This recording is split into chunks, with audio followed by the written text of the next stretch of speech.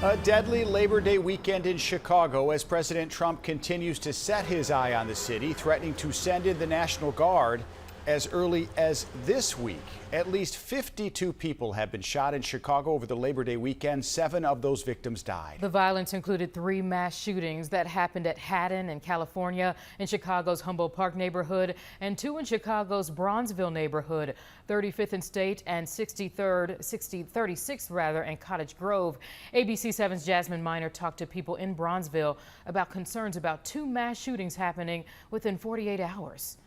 Many here in Bronzeville describe the neighborhood as on the come up, and they say they're not going to let the violence stop the positive work they're doing. For one woman, that means keeping kids healthy, active, and on the field. Come on. We're gonna push through because it disservices the kids. Alexis Hawthorne, owner of the top-tier university football youth program, says even gun violence won't keep her from serving kids in need. Their practice comes just a few hours and down the road from a mass shooting early this morning.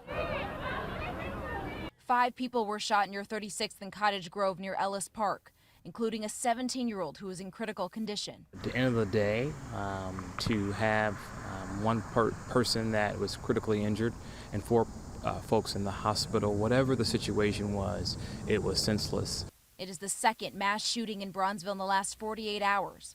The other happened on Saturday night near 35th and State, where 7 people were hurt during a drive-by. Those like Alderman Pat Howell are taking action, telling ABC 7 in a statement, "I have long asked for additional police manpower to deal with large illegal gatherings and pop-up parties that routinely occur throughout the Bronzeville neighborhood." It follows Mayor Brandon Johnson signing an executive order this week to avoid the Trump administration from sending the National Guard into the streets of Chicago. Us as people, we can come together and fix it out on our own. We don't need no one to come here and, wreck shack our community. Others think the troops could help. I got kids, and I want to see the community better. I run every day out here.